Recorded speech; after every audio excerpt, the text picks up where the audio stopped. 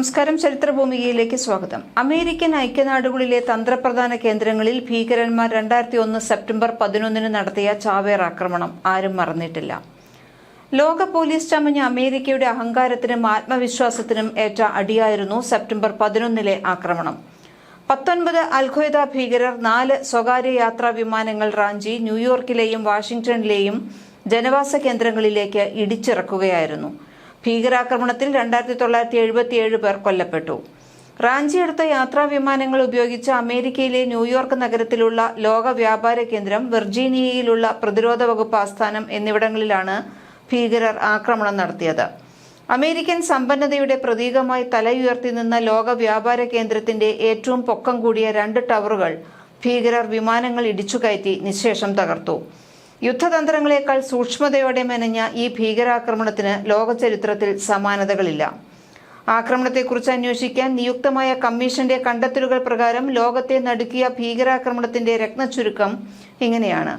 തീവ്രവാദ സംഘടനയായ അൽ-ഖ്വയ്ദയിലെ 19 അംഗങ്ങൾ 4 അമേരിക്കൻ യാത്രാ വിമാനങ്ങൾ റാഞ്ചി.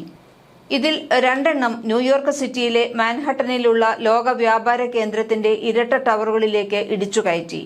മിനിറ്റുകൾക്കകം 2 ടവറുകളും നിലംപൊത്തി. ഇതേസമയം തന്നെ റാഞ്ചിയെടുത്ത 3ാമത്തെ വിമാനം മറ്റൊരു സംഘം വെർജീനിയയിലുള്ള പെന്റഗൺ ആസ്ഥാന മന്ദിരത്തിലേക്ക് ഇടിച്ചിറക്കി.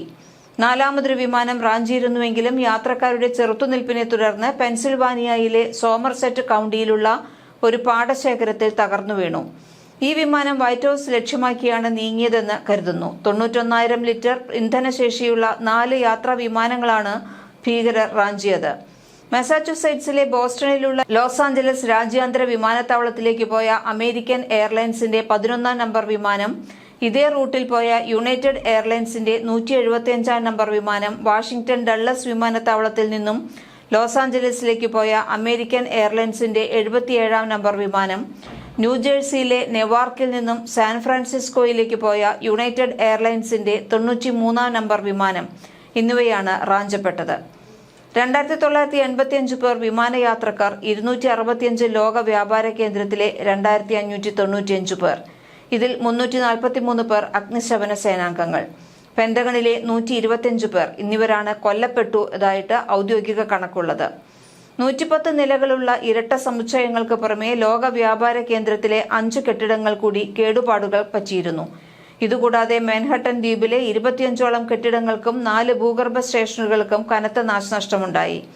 വാർത്താവിനിമയ സംവിധാനങ്ങൾ അപ്പാടെ തകർന്നു. പെന്റഗൺ ആസ്ഥാന മന്ദിരത്തിന്റെ ഒരു ഭാഗം പൂർണ്ണമായി തകർന്നു. ലോക വ്യാപാര കേന്ദ്ര സമുച്ചയത്തിലുണ്ടായ മരണങ്ങൾ ദയനീയമായിരുന്നു. ആക്രമണമുണ്ടായ ഉടൻ ഒട്ടേറെ പേർ പ്രാണരക്ഷാർത്ഥം ഏറ്റവും മുകളിലത്തെ നിലയിലേക്ക് ഓടിക്കയറി. തങ്ങളെ രക്ഷിക്കാൻ ഹെലികോപ്റ്ററുകൾ വരുമെന്ന പ്രതീക്ഷയിലായിരുന്നിരിക്കണം ഇത്. എന്നാൽ മിക്കവരും മുകളിലത്തെ നിലയിൽ കുടുങ്ങി. ഒടുവിൽ അവസാന ശ്രമമെന്ന നിലയിൽ താഴേക്കു ചാടി. 200ഓളം പേർ ഇങ്ങനെ താഴേക്കു ചാടി മരിച്ചു. അസോസിയേറ്റഡ് പ്രസ് റിപ്പോർട്ട് പ്രകാരം ലോക വ്യാപാര കേന്ദ്രത്തിൽ നിന്നും കണ്ടെടുത്ത 1600 ജഡാവശിഷ്ടങ്ങളെ തിരിച്ചറിയാനായുള്ളൂ. 1100ഓളം പേരുടെ ജഡാവശിഷ്ടങ്ങൾ കണ്ടെത്താനായില്ല. മരിച്ചവരുടെ പട്ടികയിലുള്ള ആരോടും ബന്ധമില്ലാത്ത 10,000-ലേറെ ജഡാവശിഷ്ടങ്ങൾ ബാക്കിയായതായും AP റിപ്പോർട്ടിൽ പറയുന്നു. ആക്രമണത്തിന്റെ സൂത്രധാരനായി അറിയപ്പെട്ടിരുന്നത് അൽ-ഖ്വയ്ദ തലവൻ ഒസാമ ബിൻ ലാദനായിരുന്നു. ഖാലിദ് ഷേഖ് മുഹമ്മദാണ് ഈ ആക്രമണത്തിന്റെ ആശയം 1996-ൽ ഒസാമ ബിൻ ലാദനു മുൻപിൽ അവതരിപ്പിച്ചത്. 1998-ൽ ബിൻ ലാദൻ ഈ പദ്ധതിക്ക് അനുമതി നൽകി. 9/11 കമ്മീഷന്റെ റിപ്പോർട്ട് പ്രകാരം ചാവേർ ആക്രമണം നടത്താനുള്ള ഉദ്ദേശത്തോടെ 26 പേരാണ് അമേരിക്കയിൽ പ്രവേശിച്ചത്. ഇതിൽ അവശേഷിച്ച 19 പേർ ചേർന്നാണ് ചാവേർ ആക്രമണം നടത്തിയത്. ഇതിൽ പലരും ഇപ്പോഴും ജീവിച്ചിരിക്കുന്നവരാണെന്നാണ് ചില കേന്ദ്രങ്ങൾ വാദിക്കുന്നത്. ആക്രമണത്തിൽ കൊല്ലപ്പെട്ട ആളുകളുടെ സ്മരണയ്ക്കായി എല്ലാ വർഷവും സെപ്റ്റംബർ 11 അമേരിക്ക ദേശസ്നേഹ ദിനമായി ആചരിക്കുന്നു. അഫ്ഗാനിസ്ഥാന് പുറമെ ഇറാഖിലേക്കും അതുപോലെ തന്നെ സിറിയയിലേക്കും ലിബിയയിലും ഒക്കെ നടന്ന ആക്രമണങ്ങളിലേക്ക് നയിച്ച പ്രധാന കാരണം 9/11 അറ്റാക്ക് തന്നെയാണ്. അമേരിക്കൻ ജനതയും ലോകവും നടുക്കത്തോടെയാണ് ഈ ദിനത്തെ ഓർത്തെടുക്കുന്നത്.